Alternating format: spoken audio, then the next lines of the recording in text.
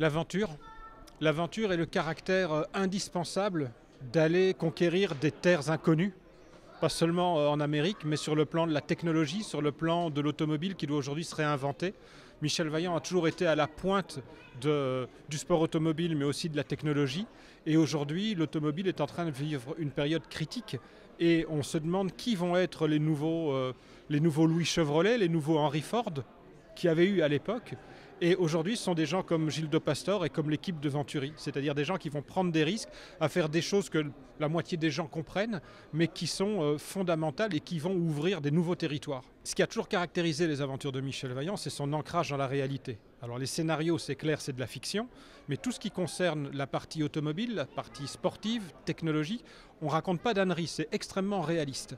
Et donc avant d'envoyer les Vaillants essayer de battre un record à Bonneville sur le lac Salé, il fallait que je me documente. Et en fait, je me suis rendu compte en voyant où en était Venturi et l'équipe de Gilles de Pastor, que j'étais en deçà même de ce qui était imaginé, de ce qui allait être tenté.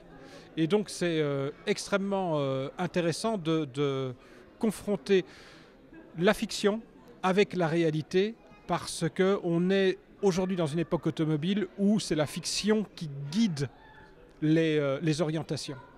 Vous allez travailler comment avec l'équipe Venturi justement? Il y a un échange d'informations, il y a une vraie collaboration qui se met en place pour justement que vous puissiez avoir accès à la technologie pour bâtir derrière la fiction? Oui, il y a un échange d'informations et une confiance à laquelle je suis particulièrement sensible, parce que on a accès à des informations qui ne sont pas données forcément à la presse, et on a eu cette expérience déjà dans le milieu de la Formule 1 quand on allait faire des aventures qui se passaient dans le milieu de la Formule 1. Il y a une vraie reconnaissance du monde de l'automobile pour Michel Vaillant. Beaucoup de gens qui travaillent aujourd'hui dans l'automobile ont grandi en lisant Michel Vaillant. Pour certains même, c'est un peu à l'origine de leur passion. Et donc quand ils peuvent aider ou collaborer, ils le font très très volontiers. Et ça, non seulement ça nous touche, mais c'est indispensable, parce que l'ADN des aventures de Michel Vaillant, c'est justement cet extrême réalisme.